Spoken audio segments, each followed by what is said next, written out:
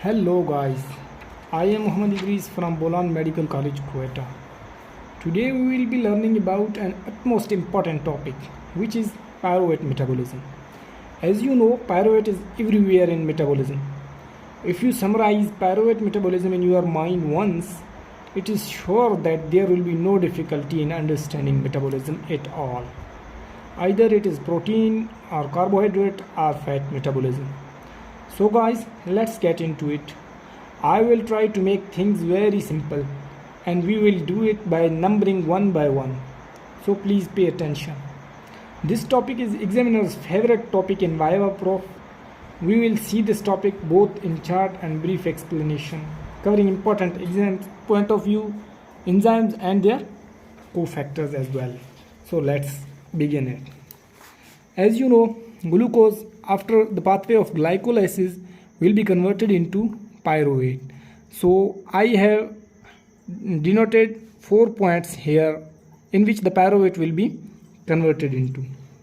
So first path is the conversion of pyruvate into alanine. This occurs through the cycle which is known as Kehel cycle, and the enzyme which is needed is alanine transferase. In presence of alanine transferase, the pyruvate will be converted into alanine in muscles, and this alanine from muscles will be converted into pyruvate. Okay, the second one is the conversion of pyruvate into oxaloacetate, which will occur in the mitochondria, and the enzyme is pyruvate carboxylase in presence of ATP and CO2. This reaction will occur. As you all know, oxaloacetate is the intermediate of TCA cycle. Okay, the second one is the conversion of pyruvate into acetyl-CoA in presence of pyruvate dehydrogenase enzyme. This will also need NAD coenzyme and elimination of the CO2. Acetyl-CoA will back convert into the oxaloacetate, which will continue into the TCA cycle. This is a loop which are interconvertible into each other. Okay, the last one is the conversion of the pyruvate into lactate. As you all know, lactate is the dead end and it is the less energy production end. So the lactate will back converted into the pyruvate by the presence of enzyme lactate dehydrogenase. This reaction is reversible and the cycle is known as Cori's cycle. In this cycle, the pyruvate get converted into the lactate and lactate will be back converted into pyruvate. So these 4 steps I will enumerate here under as one by one. Functions of different pyruvate metabolic pathways and their associated cofactors.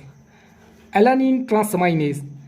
Vitamin B6 is the cofactor, and alanine carries the amino group to liver from muscle and from muscle back to the liver. So main enzyme is alanine transaminase and cofactor is vitamin B6 pyridoxine. The second one, pyruvate carboxylase, which contain the coenzyme B7, means biotin. Remember this trick that whenever there is a carboxylation reaction, there will be must 3 things which are BCC. The mnemonic is to remember this is BCC, means the biotin, vitamin B7, carbon dioxide and the carboxylase enzyme. So in presence of all these 3 essential substances, pyruvate will be get converted into oxaloacetate, which is necessary to continue the TCA cycle. Okay, the third one is pyruvate dehydrogenase. Pyruvate dehydrogenase will be needing the following cofactors: vitamin B1, vitamin B2, vitamin B3, vitamin B5 and lipoic acid. Here I have mentioned it, lipoic acid. Okay, the last one is 4th. Here I will enumerate this one, the lactic acid conversion. Pyruvate will be converted into lactic acid through Cori's cycle. Lactic acid in presence of lactate dehydrogenase enzyme. This is reversible and it needs the following just one cofactor, which is B1, thymine. So it is so easy to remember, guys, and this process especially occurs in some tissues and cells. These are RBC, WBCs, kidneys, especially medulla, and testes, and cornea. The last thing is cornea. So guys, I am again here to give you a brief of this chart and this explanation.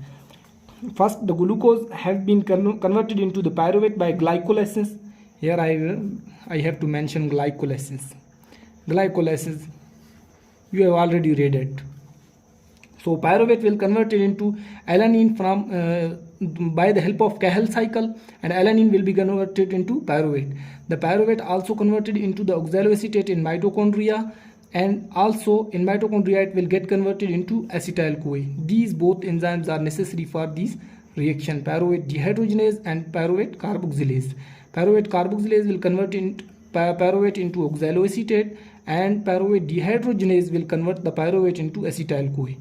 And the last one, pyruvate converted into the lactate in Cori cycle. This is examiner's favorite question, that through which method the lactate will be converted into pyruvate, or pyruvate will be converted into lactic, etc. So you can mention it, Cori cycle. So the cofactors which are also at most important in all exam point of view.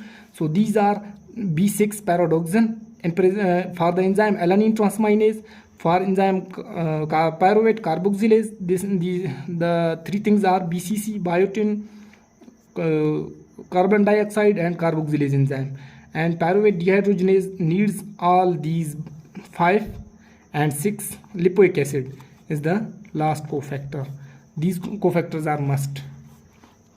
And the last point, pyruvate will be converted into lactic in presence of lactate dehydrogenase, which needs just one, thiamine.